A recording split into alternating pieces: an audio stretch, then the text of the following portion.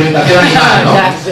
Yo creo que son los antivacunas, pero él cree que no, que son de antiexperimentación animal, y la charla de él va a consistir en demostrarnos que tiene razón. Así que, sin nada más... Bueno, pero Dingo ya ha sido portada en todos los sitios. A ver, no mienta. La gente no lo sabe. Si digo que gracias a que experimenta con animales, hoy su empresa ha ganado un 40% de acciones en volumen, porque al contrario va a justificar difícilmente. No, pero ¿y por qué? Porque esas pueden detectar Es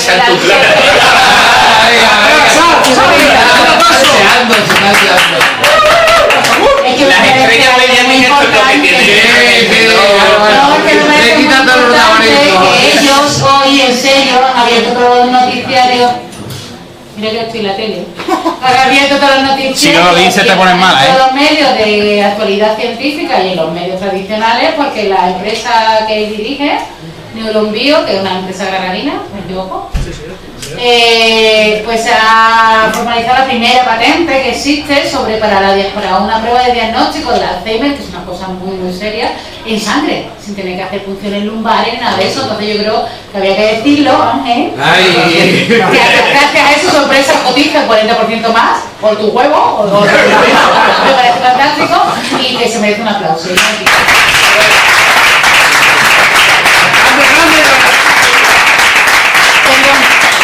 No se nota. Bueno, incluso parece que la charla Javi, evidentemente todo esto solo puede ir a peor. Pero bueno, intentaré que por lo menos mantener el nivel. Muchas gracias por la presentación a ambos. Sí,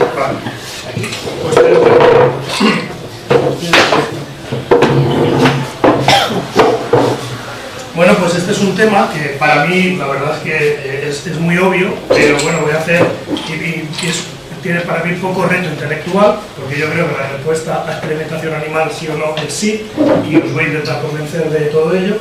Pero básicamente yo he venido aquí a que Twitter es muy fuerte, que sigáis, vengo a buscar seguidores y seguir en Twitter básicamente, eso es a lo que vengo. Bueno, esto de la experimentación animal empezó con una discusión que tuvimos Ángel y yo, y fruto de eso me estimuló a un poco a contar por qué se tiene que experimentar con animales. Ya desde el primer momento me mojo. Me puse, aparte del trabajo que hacemos diariamente y que tenemos un profundo conocimiento de lo que es la experimentación animal, pues me puse a revisar el internet que había por ahí. Y encontré este blog, Conciencia Palpitando, que es un blog, no es mío, por favor. Y que pues tiene un apartado que está en contra de la experimentación animal. Y me gustó estas cosas que ponía, estos cuadros, que me parecen muy significativos y muy curiosos, y yo creo que describen bien lo que es el blog. En el blog cuenta cosas como estas, como que los animales son nuestros hermanos, y cuenta una parábola teóricamente de la Biblia. Yo no he leído la Biblia entera, pero yo no la recuerdo, y que dice, bueno, pues que Jesús encuentra unos gatitos, creo que es, y los cuida, y les da de comer y beber, y toda la gente se sorprende de lo bueno que es, porque cuida a los animales que son sus hermanos, ¿no? Es un poco la parábola que cuenta esto. Esto es un poco lo que cuentan este tipo de blogs, y luego tienen alegatos contra la experimentación animal. Y también una cosa que he sacado, pondré en casi todos los sitios las referencias, de formación científica probablemente. Esta gente de Animal Naturalis hace preguntas como estas. ¿Son los animales necesarios, los animales de laboratorio? Evidentemente, ya por la foto podréis deducir que ellos piensan que no son necesarios. Pero es que hay cosas todavía más increíbles como estas, ¿no? Hacer comparaciones del genocidio judío con lo de el uso de animales en experimentación. Dice aquí que Hitler asesinó a 6 millones de judíos y nosotros asesinamos a 2 billones de animales cada año. Este número está mal, pero bueno, ya lo iremos viendo poco a poco. Bien, eso es lo que circula por la red. Hay mucha información o pseudoinformación sobre la experimentación animal, pero yo creo que los científicos tenemos que decir algo. Y aquí aprovecho por una entrevista que yo personalmente le hice a Pepe López Barneo, que es un investigador que tenéis aquí en Sevilla, en el Instituto de Biomedicina, probablemente el mayor experto de Parkinson en España, y él se quejaba amargamente de todos los trámites y todas las dificultades que hay para experimentar con animales. Incluso decía que incluso en Canadá es más fácil hacer experimentación en humanos que en animales. Siguiendo con esto, hace muy poquito, la Confederación de Sociedades Científicas de España acaba de sacar un documento sobre el uso de animales en investigación científica, donde explica muy claramente para qué se utilizan los animales en investigación y da una serie de razonamientos, evidentemente, a favor de su uso. Entonces, lo que tenemos ahora mismo es una lucha de los llamados animalistas, que están en contra del uso de la experimentación animal, y por otra parte, pues estamos los científicos que pensamos que necesitamos experimentar con animales para seguir progresando. Y voy a intentar convenceros de lo segundo. Hace también un poquito, 4 de marzo, hace unos días, 1 millón de ciudadanos, exactamente 1,2, presentaba a la Unión Europea un alegato contra la experimentación animal. Para entrar a ese tipo de legislación tienes que tener al menos 1 millón de firmas. Esta es la tercera propuesta que entra a discusión a la Unión Europea. Pero es sobre experimentación animal porque hay un grupo de ciudadanos grande, numeroso por lo que vemos, europeos que están en contra de la experimentación animal. De cualquiera. De cualquier experimentación animal. Es la iniciativa Stop Vivisección, se llama. ¿De acuerdo? Y siguiendo en la red, pues yo encontré este artículo, que dice que médicos alemanes, es como, yo veo en Granada, es como echarle la culpa a Madrid. Esto va a Madrid, y asusta mucho, ¿no? Médicos alemanes da como buena impresión, ¿no? Gente seria, ¿no? Médicos alemanes. ¿Sí o no? Sí, ¿no? Más nosotros. Entonces, este artículo, que está ahí, es un blog, El caballo de Nietzsche, dice que los... Está por ahí, sí, Ruth Toledano, mi amiga. Vale. Dice que los médicos alemanes dicen que la experimentación animal no ayuda a los humanos enfermos, solo es valiosa para los experimentadores que satisfacen su curiosidad y basan en ella sus carreras científicas. Con dos huevos. Bien, entonces yo me he leído el artículo y hay una serie de ejemplos de los maltratos animales que hacemos los científicos. Y yo he perdido el tiempo en intentar explicar cada uno de los ejemplos, están todos los ejemplos que pone esta señora están explicados. Lo primero que dice, pongo ahí la especie animal, el ratón. Y ella dice, bueno, aparte que él dice que es un poco absurdo, dice, en un estudio cuyo objeto es el estrés, se obliga a ratones a correr una cinta hasta quedar exhaustos. Si se detienen, caen hacia atrás de una reja de metal que les produce una descarga eléctrica. Se considera agotamiento total cuando un ratón se queda más de 15 segundos en la reja o cuando cae en ella más de 15 veces por minuto. ¿Vale? Está hablando de este test. Este es el test de ejercicio exhaustivo progresivo, que se utiliza para hacer muchos experimentos. Y entre otros, me gustaría citar uno. Este es un PNAS, para los que estamos en el campo, es una gran revista, en la cual se estudiaba estos ratones, que son los ratones knockout. Estos ratones tienen deficiente una exonucleasa mitocondrial, ¿vale? Y con estos ratones han sido capaces de estudiar la biogénesis mitocondrial. Bien, enfermedades mitocondriales humanas hay más de 150, causando todos los tipos de enfermedad que os podéis imaginar, desde neuropatías ópticas, problemas cerebrales, etc. Y esta gente veía que los ratones noqueados de ese gen, cuando hacían ejercicio, estaban al mismo nivel de sanos que los ratones normales, o sea, que sirven para cosas como esta. Tengo varios ejemplos más. Habla también de los cerdos. Decía que los implantes dentales se usan desde los años 70 y se le colocan implantes a los cerdos con el fin de estudiar el periodo de curación antes de colocar la prótesis. Sí, da una serie de explicaciones y luego dice que los animales son torturados sabiendo de antemano que las conclusiones no tendrán ningún valor. Bueno, pues aquí hay un trabajo en el que evidentemente a los cerdos se les utiliza mucho para hacer estudios odontológicos y aquí hacen una cosa que es la reparación ósea, es decir, hay un corte de los huesos alveolares y ven cómo hay una recuperación luego. La conclusión de los científicos es que los trabajos de investigación utilizando cerdos como animal son perfectamente viables. Y además me gustaría señalar que dice que declaran los autores no tener ningún conflicto de intereses. ¿Vale? Otro ejemplo. Hablan de los beagles. El beagle es este perrito de aquí que se utiliza mucho en investigación, sobre todo en ambulatoria, y dicen cosas como esta, que se fractura el hueso del perro y lo que se hace es estirar, fracturar la tibia y se le separa el hueso 2 veces al día durante 0,5 milímetros. Durante 25 días el hueso se prolonga 2,5 centímetros y los perritos son ejecutados. Bien.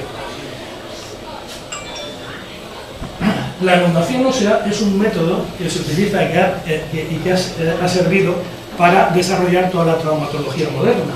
Y ya desde el año 1905 se están haciendo estudios de elongación ósea en humanos. Veis aquí todos los equipos o aparatos que se han utilizado durante estos años. Esto no es una pierna de un perro, es una pierna de un señor. Entonces sirven para hacer estudios sobre traumatología. Más ejemplos. Hablan también de los efectos cancerígenos del formaldehído. Y dicen que se gasea ratones, no sé si veis algún paralelismo, pero bueno, durante 4 semanas para ver la toxicidad del formaldehído que se conoce desde hace 100 años. Pues bien, esto nos sirve para responder preguntas como esta. Es verdad que el formaldehído es tóxico y produce cáncer, pero por ejemplo nos puede servir para ver si causa ciertos cánceres en humanos como el cáncer de nasofaringe. Y también nos sirve para tener modelos para estudiar anticancerígenos. Otra cosa, estos son unos ratoncitos, unos ratones bebé, que se les da alcohol en la cavidad abdominal hasta que llega el adulto, se les somete antes pruebas antes de matarlo para envenenar los cerebros. El sorprendente resultado, el alcohol no es bueno para los menores. Bien, o sea que cuidado con las cervezas por ahí. Este tipo de experimentos sirve para estudiar esta enfermedad, el síndrome alcohólico fetal. Que produce este tipo de desórdenes, este tipo de síndromes, que están aquí descritos. Estos modelos nos sirven, por ejemplo, para estudiar si los antioxidantes, nuevas terapias antioxidantes, pueden prevenir este tipo de síndromes. Este que es muy curioso y al que más pone mucho índice. Pues lo voy a leer. Estos son los monos babuinos. Aunque tenga cierto parecido con alguna famosa recientemente. Pero bueno. Entonces, este mono se hace lo siguiente: se extirpa el corazón a 6 cerdos manipulados genéticamente. Ojo. Sus corazones, los de los cerdos, se trasplantan en el pecho de 6 monos babuinos. Todos los animales mueren de forma terrible en un plazo de entre 5 horas y 4 días. Es decir, un científico dice: ¿qué hago hoy? Pues voy a extirpar corazones de cerdo, trajérselos a los babuinos y ver cómo sufren. No, ese es el objetivo. El objetivo es el siguiente. El trasplante de cerdos a humanos produce muchos rechazos.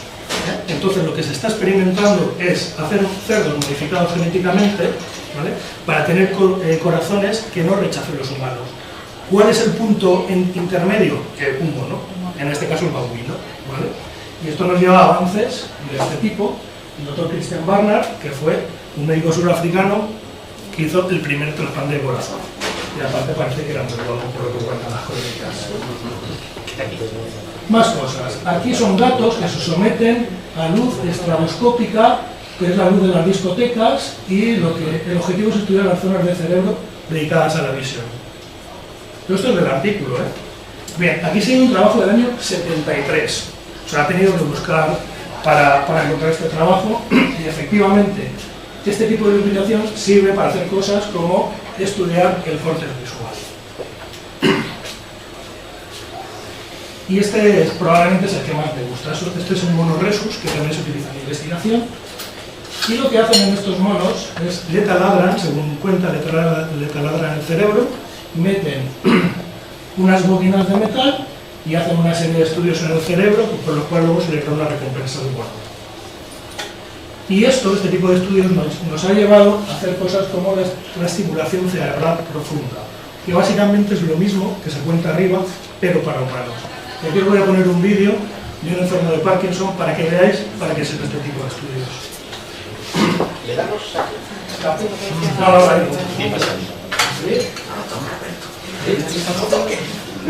Soy... El sonido está bueno, la gente del sonido. ¿Qué se oye? Sí. Bueno, lo que está contando es que él tiene implantado en el cerebro este sistema que controla con este pulsador. Está aplicando, y bueno, como veis, es un hombre que está normal, es un enfermo de Parkinson, y ahora lo va a desconectar. ¿De acuerdo? Son 2 minutos de vídeo, pero creo que son muy significativos de ver.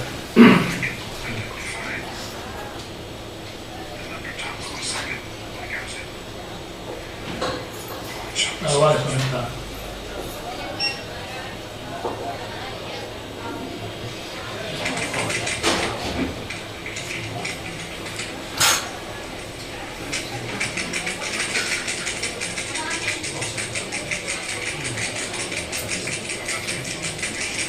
Está explicando también que es muy difícil concentrarse, que no puede mantener la conversación cuando tiene los movimientos parkinsonianos, etc. No se aprecia muy bien, se le queda la baba, en fin, es un poco de desastre, no creo yo. Está haciendo un esfuerzo de controlar, pero bueno, tampoco lo conseguimos.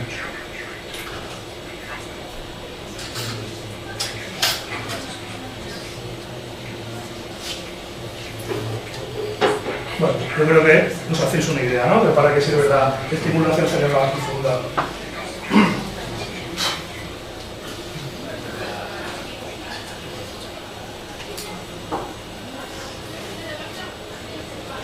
Así que vamos a parar aquí un momento y vamos a pensar. He rebatido uno a uno todos los argumentos que ponía esta autora en el trabajo que os he mencionado en el artículo. Vamos a pensar. Vamos a ver. La experimentación en animal está hiperregulada en Europa y en España. La discusión, seguramente, lo que decía Pérez de Barneo, es que igual demasiado. Hay varios reales decretos, directivas europeas y transposiciones de las leyes europeas a la española. O sea que, sí, esta parte es un poco rollo, pero os la cuento. Y una cosa importante es que hay infracciones, y las infracciones tienen sanciones. Es decir, alguien por no trabajar bien haciendo experimentación animal, pues nos puede caer una multa, pues después no lo veréis, ya está, 100.000 euros. O sea que es una cosa seria, tú no puedes hacer lo que te hagan en el laboratorio, sino que tienes que trabajar bajo una serie de reglamentaciones absolutamente estrictas. ¿Y cuál es la finalidad? Y este es el Real Decreto de cabecera que todos los que trabajamos en experimentación animal nos hemos leído muchas veces, pues asegurar la protección de los animales, pero claro, con el objetivo de dedicarlos a fines científicos. Es decir, no utilizar más animales de los que se necesita, aplicar los métodos alternativos que se pueda, no causarles innecesariamente dolor, sufrimiento, angustia o daño, evitar duplicar los experimentos y cuidarlos adecuadamente, criarlos bien, suministrarlos bien, transportarlos bien. ¿Vale? Y la gente que nos dedicamos a experimentación animal tenemos que tener una de estas 4 categorías en función de lo que hagas con el animal. Para cuidarlo tienes que tener categoría A, una experiencia de al menos 2 años. Todas las categorías hay que ser por lo menos licenciado en ciencias de la vida, medicina, farmacia, biología, químicas, etc. Excepto el de 2, que tiene que ser veterinario. Para el C y el B tienes que tener una experiencia mínima de 10 años demostrable en experimentación animal. Y para la B 5, para la A2. Es decir, que no cualquiera se puede meter en un laboratorio y dedicarse a experimentar con animales. ¿Y cuál es el trámite burocrático?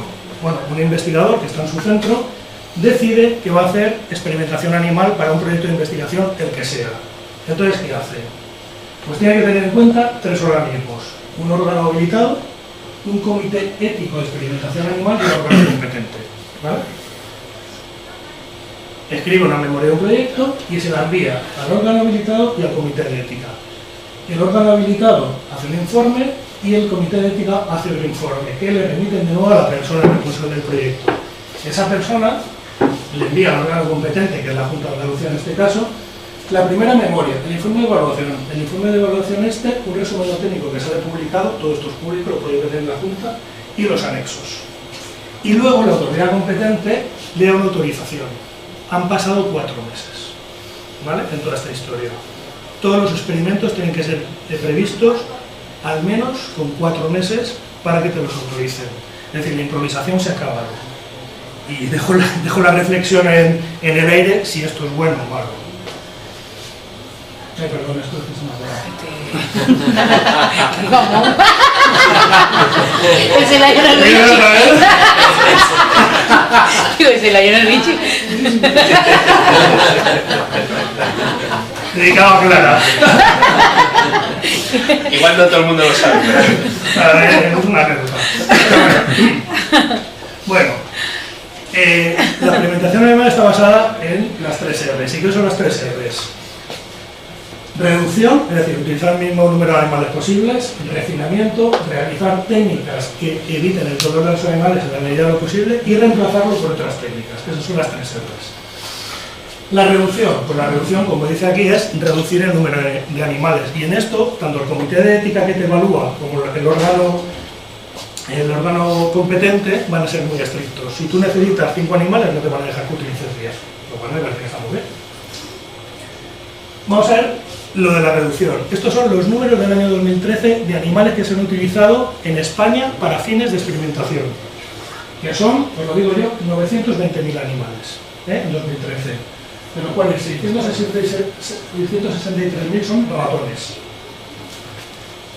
Son para cosas como estudios de biología fundamental, investigación y desarrollo de instrumentos de medicina, producción y calidad de productos de instrumentos de medicina y odontología, por cierto, medicina, odontología y veterinaria. Es decir, la información que se saca de estos estudios también va para bien de los animales porque pues, se desarrollan técnicas de cirugía, etc. Producción y control y calidad de productos e instrumentos de veterinaria, evaluaciones de seguridad, diagnóstico de enfermedades, educación y formación. Yo creo que la finalidad podría estar justificada de estos animales en números, por no ver la tabla esta de experimentación animal. Hemos reducido en España, en 2009 se utilizaron 1,4 millones y en 2013 920.000. Aquí están los números. En España se utilizan 41 millones de cerdos, es decir, un cerdo en investigación cada 4.400 de alimentación, pues para que veamos qué números son estos. En Reino Unido, 4 millones por año. ¿Sabéis el número de animales que mata los gatos domésticos en una semana en Reino Unido? 5 millones. Cada semana los gatos matan 5 millones de animales en Reino Unido. 7 millones de roedores por año en plagas, en experimentación en USA 25 millones, del cual 95% son roedores, pero 9.000 millones de pollos, por ver los números, 150 millones de vacas, etc. Es decir, que en comparación no son muchos. Eso era la reducción. El refinamiento, pues se trata de que los animales utilizar técnicas en que todo esto se cuide. La manipulación, la alimentación, el espacio que tienen en las jaulas, los ciclos de luz-oscuridad. Los animales tienen en los animalarios atardeceres y amaneceres para que no se estresen, administración de las diferentes sustancias, etc. Es decir, utilizar métodos refinados para que los animales no sufran. Y el reemplazo es la utilización de otros modelos que no sean modelos superiores, modelos vertebrados. Y hay gente tan loca que utiliza incluso este animal, que la Drosophila melanogaster. Y alguno que no ha venido, empezó a aplicar aquí algunas cosas que yo le voy a rebatir. Pero bueno, en serio, la Drosophila ha dado grandes alegrías a la biología, sobre todo a la biología del desarrollo. Se han hecho grandísimos descubrimientos, sobre todo en desarrollo, lo cual va a ser muy útil en el futuro, y ha protagonizado pues, portadas como esta de Science, en las que no se ve muy favorecida, pero bueno. Y yo quiero hablaros de este animal. Este es un embrión de pez cebra. Este es un trabajo que hacemos nosotros en la empresa y es muy curioso porque es transparente. Esto es un embrión, tiene toda la embriogénesis, es externa, con lo cual tú puedes ver cómo evoluciona el animal y ver todos los órganos. Y se pueden hacer cosas muy bonitas como esta. Esta es una larva, es un experimento, también el señor que está ahí sentado. Saludos, Juan. Entonces, aquí hemos marcado en rojo las células de glía, y en azul el resto de células.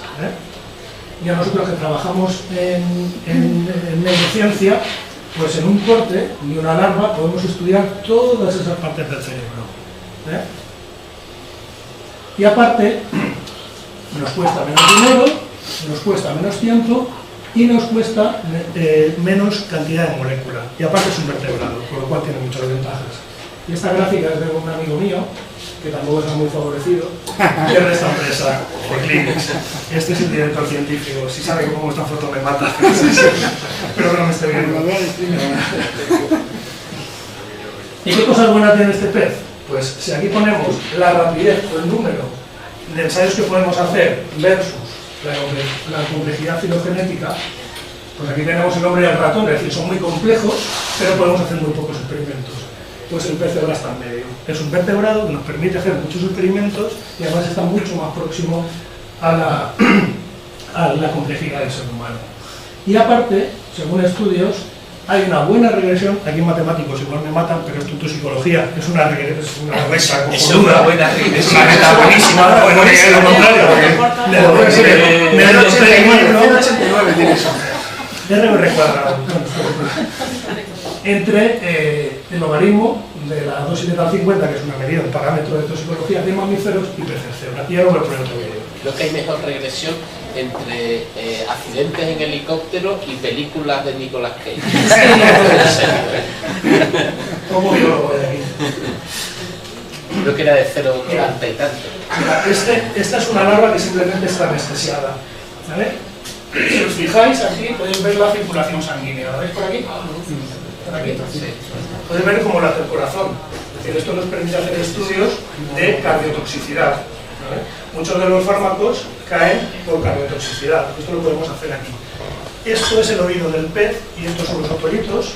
Y nosotros, por ejemplo, lo utilizamos en nuestra empresa para hacer estudios de toxicidad de oído. Hay mucha sordera en niños porque se han utilizado los antibióticos y han causado sordera. Los mismos antibióticos que causan sordera en niños los pueden modelizar aquí y producen pérdida de neuromastos, que es un tipo de estructura que viene del oído interno del pez y que te permite saber si va a tener esa ototoxicidad o no.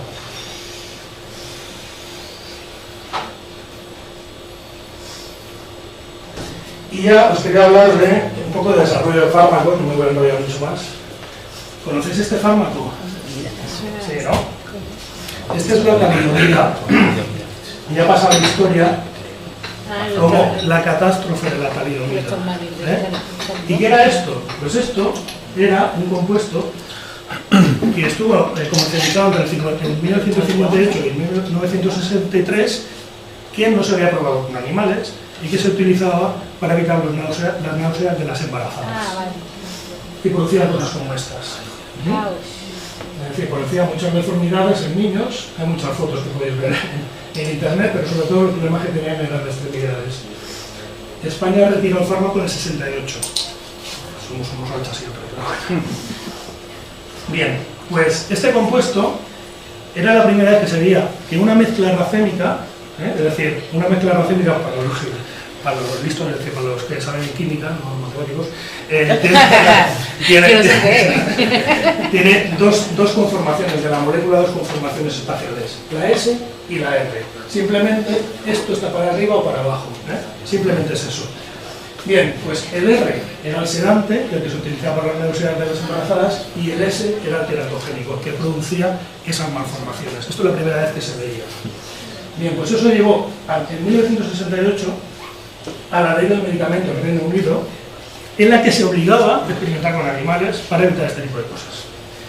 Y unos años más tarde inspiró la primera ley de medicamentos en Alemania en el 78. Y yo quiero mostrar lo que hacemos en el laboratorio. Esto es un trabajo que hicimos en colaboración con el Banco de Células Madre de Andalucía. Y aquí tenemos un control, tenemos una sustancia, y talidomida 400 micromolar. Aquí no se ve muy bien, pero vamos, esta es la extremidad del pez y esta, si veis, es mucho más pequeña. Aquí la tengo señalada en comparación porque no se ve, no tiene bastante resolución, pero ya veis que aquí en el pez cebra las extremidades con talidomida pues son mucho más pequeñas, ¿no? Con lo cual, si en ese momento se hubiera utilizado este modelo, pues seguramente el fármaco no hubiera llegado a la meta. Y la talidomida, siguiendo investigando con animales, ahora se utiliza para diferentes enfermedades, entre ellas el lupus. ¿Os suena el lupus? Sí, de House. House siempre el lupus. Bueno, pues uno de los tratamientos del lupus es la talidomida, ahora mismo. El lupus es una putada también de enfermedad. Esta es la cadena de valor farmacéutica que se llama, o cómo se desarrollan los fármacos. Y esto ha evolucionado mucho, desde los años 60 ahora. Se calcula que entre 5 y 10.000 compuestos, cada 5 y 10.000 uno solo llega a fármaco que va a ir al mercado. Yo creo que hay que hacer todavía más, pero bueno. Y tiene una parte de descubrimiento, una parte preclínica que es en animales, y luego ensayos clínicos antes de entrar. O sea, antes de entrar en ensayos clínicos hay que hacer la fase en animales, sí o sí. No hay ninguna agencia del medicamento, ni europea, ni federal, ni española, que te autorice, para evitar precisamente problemas como la peligrosidad. En los primeros estudios se utilizan técnicas de alto rendimiento, técnicas robotizadas, cultivos celulares, estudios in silico. Bien. Cuando vas pasando de aquí para allá, tienes que empezar a utilizar modelos intermedios. La drosófila, históricamente, el C. elegans, que es un gusano de 1024 células, y luego mi libro, el pez cebra, ¿vale? En sus tres modelos, adulto, larva y embrión. Cuando pasas a la parte de eficacia y también de toxicología, tienes que empezar a estudiar sobre todo los roedores. Roedores es lo que todo el mundo utiliza, y específicamente el ratón, ¿vale? Pero también se utilizan cobayas, ratas, conejos. Estos menos, porque cuesta mucho dinero, y porque hay menos modelos transgénicos que el roedor. Y cuando vas a la FDA, la Agencia Americana del Medicamento, o a la EMEA, a la agencia española, te dicen que tienes que hacer una gran batería de estudios en los que estudias todos los sistemas, circulatorio, digestivo, nervioso, todos los sistemas respiratorios, todos, en dos especies te dan para elegir. Una tiene que ser un roedor y tiene que ser rata, sí o sí, y otra una no roedor, y generalmente es el perro, el beagle. Y en casos contadísimos te autorizan a trabajar con humano. ¿Vale? ¿Por qué se utiliza esto? Porque el perro es una especie más próxima a nosotros porque no es roedor, y de la rata se tiene muchísima información histórica. A partir de la dosis que causa daño, se utiliza la dosis más baja que causa daño y se diluye la concentración para empezar un escalado de dosis en humano. Esto es impepinable, aquí no hay ninguna duda. Si no bajo en esos estudios, que cuestan 1 millón de euros, por decir algo, más o menos, no te van a autorizar la entrada en humanos. Y por acabar con los números, el Partido Animalista, en su página web, dice que se utilizan 115 millones del mundo para experimentación animal. Y yo voy a hacer las cuentas. Esta es la progresión de las demencias en el mundo en los próximos años. En 2050 tendremos 135 millones de enfermos y aquí 115 millones de vertebrados. Y si hacemos los cálculos y ponemos 115 millones de animales partido por los 7.000 millones de personas que somos en el mundo, a mí me sale que por cada uno de nosotros se está experimentando con 0,016 animales. Lo dejo ahí. ¿Y para qué nos ha servido toda esta experimentación animal? Pues para esto. En el año 1900 la esperanza de vida estaba en torno a los 34 años y ahora estamos rondando los 80. Probablemente parte de esto es culpa de la biomedicina. Probablemente.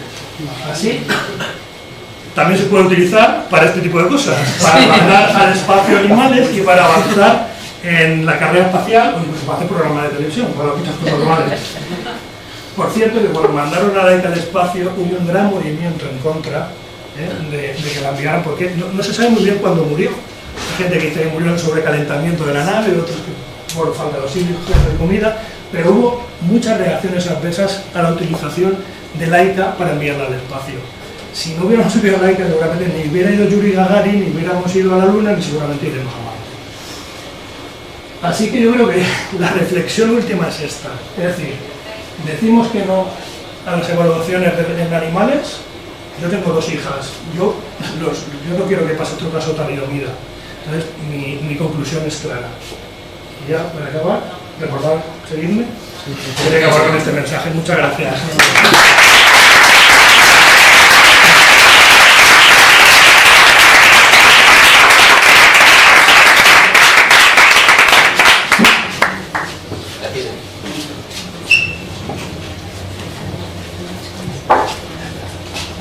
Bueno, pues tengo que reconocer que me ha ganado. Ahora, si quería hacer preguntas. No te mates. ¿Alguien quiere hacer alguna pregunta, Javi?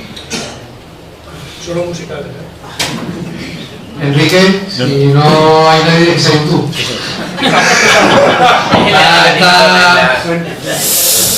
Bueno. ¿Algún animalista?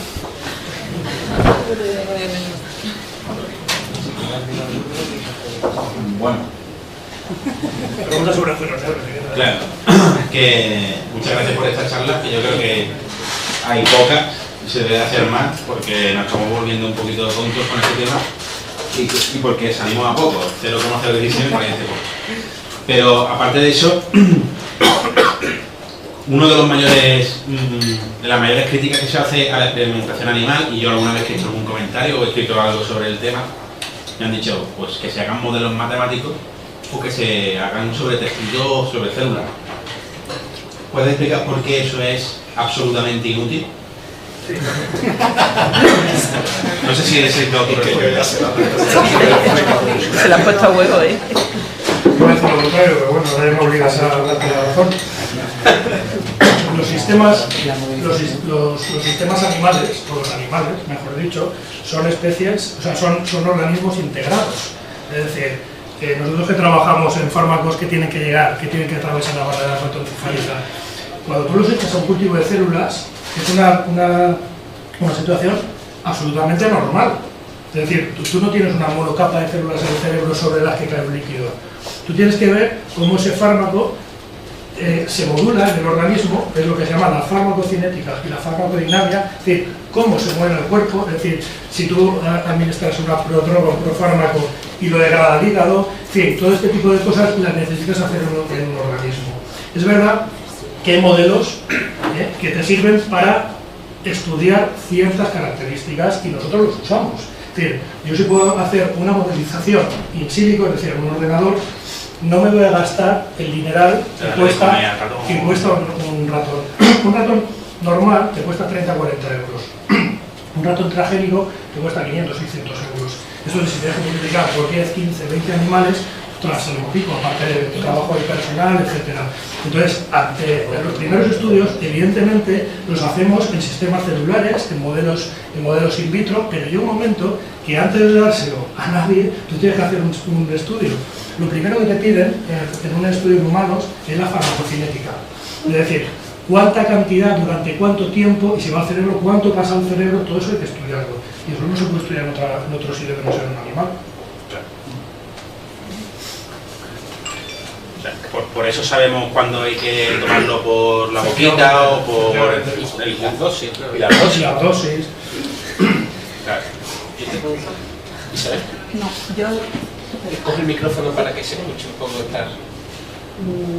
Yo es que me interesa mucho lo que has contado y estaba convencida, pero me has convencido y me has seguido convenciendo, aunque yo como Clara ha dicho antes, yo creo que hace falta experimentar, pero a mí no me gustaría tener, que yo trabajo con levadura, que me siento diferente,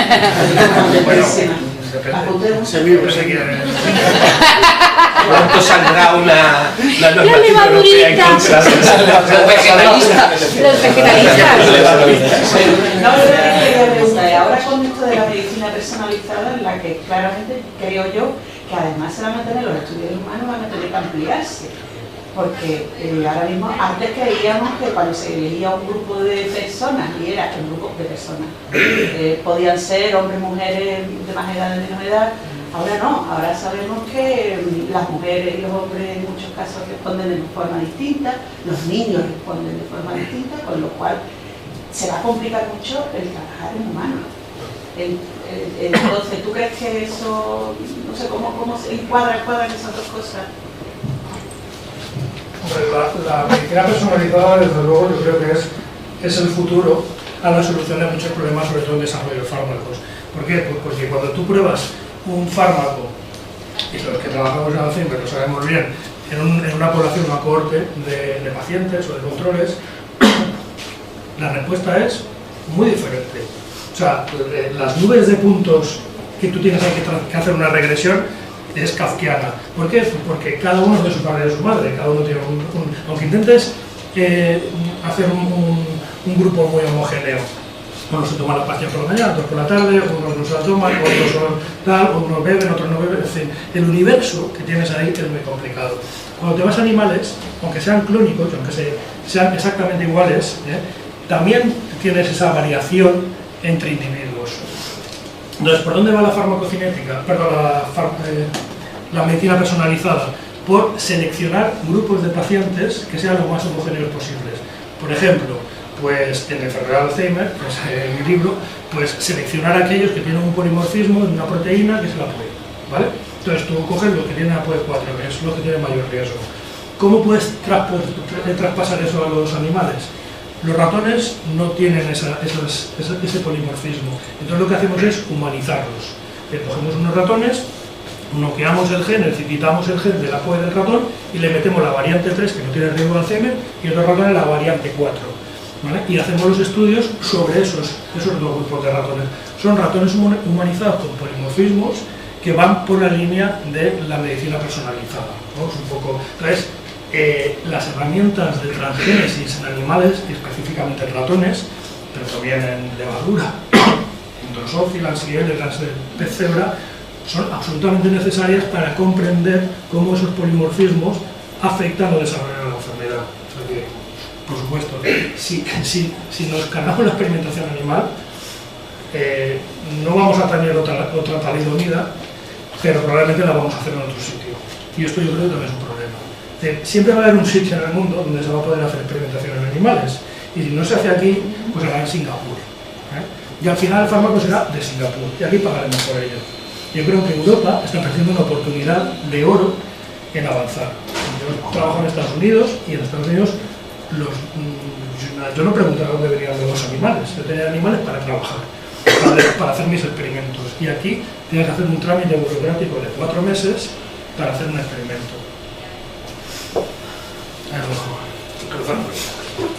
Fabuloso. Ponte ahí, Abraham, que te va. Es tu público. Cuando has dicho lo del trámite de 4 meses, los trámites burocráticos de 4 meses que hay que realizar para que te dejen experimentar con animales, he recordado un tuit de, bueno, no voy a decir que Luis Fontana Gallego para buen amigo, lo puso en Twitter. No, el mes pasado creo que fue, que dijo que mientras le llegaba y no la autorización de la Junta de Andalucía, se le habían muerto las ratas. Que sí, es algo de los, parece de los hermanos Marx, ¿no? O sea, se le habían muerto las ratas a las que había pedido autorización para realizar experimentación con ellas. Entonces, bueno, no sé si hay algún dato o si es algo usual que pidas una autorización que al final el bicho se muere, y no sé si manejas algún dato o si desde tu experiencia nos puedes contar algo, porque pues, resulta bastante grotesco, ¿no? Al que menciona Luis, trabaja en hígado graso y también en cáncer hepático, es decir, cosas un poquito serias, ¿no? En la que se muere mucha gente, y sí, eso puede ser, es decir, depende de la comunidad autónoma y depende del órgano competente, y depende de lo hilado que está esta situación. Yo pongo un escenario mínimo de 4 meses, la cosa se puede complicar mucho, y esto con una autorización automática y con una evaluación positiva del comité de ética, con una evaluación positiva del órgano competente, perdón, del órgano habilitado. Es decir, cuando todos los trámites van bien, pues en 4 meses tiene la autorización. Pero sobre todo, lo más importante de esto es que evidentemente no puede haber carta blanca, y no puede cada uno hacer lo que le dé la gana en un laboratorio, esto tiene que estar regulado. Pero que te carga la improvisación de la experimentación, que es la base de la ciencia. Es que tú puedes abrir una puerta que no esperabas, no puedes esperar 4 meses. El señor que viene en Harvard no te va a esperar 4 meses, lo va a hacer ese mismo día, si se le ocurre. Entonces pongamos los controles, pongamos todos los controles que sean necesarios, pero no coartemos el desarrollo de los investigadores, porque al final estamos perdiendo puertas, en este caso, sobre el cáncer hepático. ¿Qué bien ha quedado esto, no?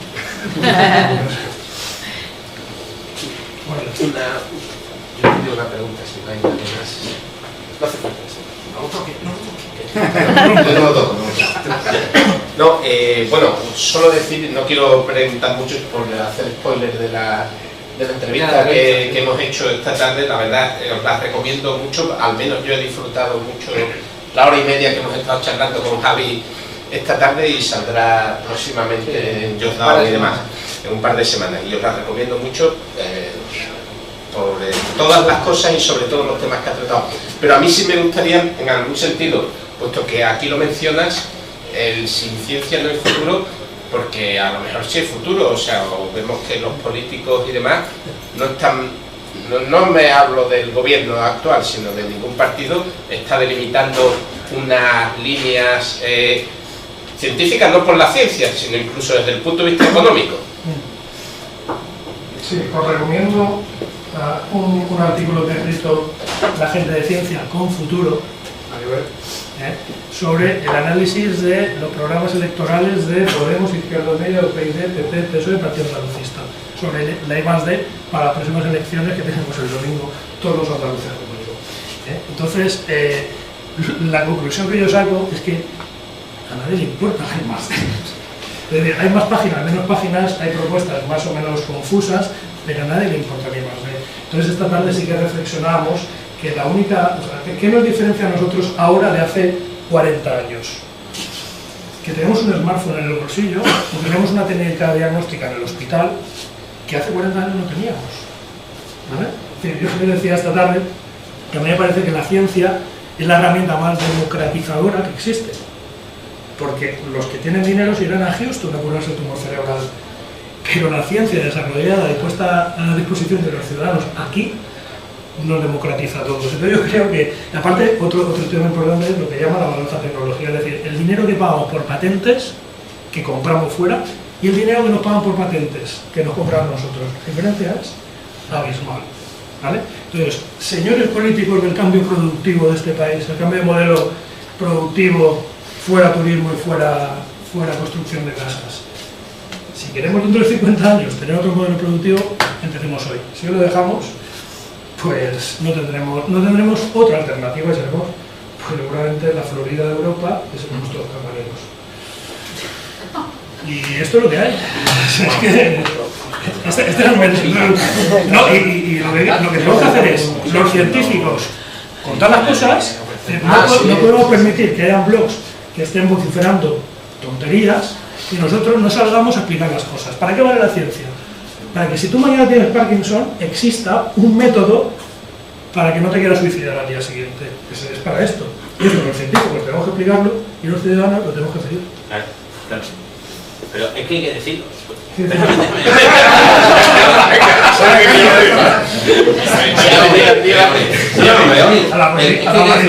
Sí, sí, no, a barricadas no, hay que decirlo. La gente que se opone a las vacunas y a los experimentos con animales y a cualquier medicamento y a los químicos y a los no sé qué y a todo este rollo anticientífico. Bueno, ya tuvimos también la charla de claro, igual que este ha sido el mismo argumento, vamos a perder el tren. No lo hacemos aquí, lo van a hacer fuera. Era el mismo argumento. Y además tú has dicho, ratones, experimentación con ratones, que además son transgénicos. Eso ya es el mal personificado. Es el 666. ¿No? Pero todo esto... Y se vacunan. Y se vacunan.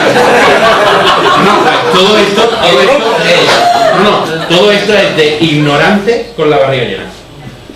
Que se aprovechan de una cosa. Cuando ellos tengan cáncer o Alzheimer o Parkinson, si existe una cura que se ha probado en animales, se les va a proporcionar sin preguntarle ¿tú qué ideas gilipollas tienes que cualquier cosa? Lo vamos a dejar votar y lo vamos a curar. Vamos a salir a quemarlo todo. No, por pedir cerveza aquí. Del modelo productivo, me gustaría que Javi dijera el título de su artículo en Jotdown sobre los científicos y demás. El título sobre... No, el título es ¿se van los científicos? ¿Vuelven las suecas? Está en Jotdown. Los más jóvenes cuánto lo entienden, Bueno, pero tenemos una edad ya. Los de Holanda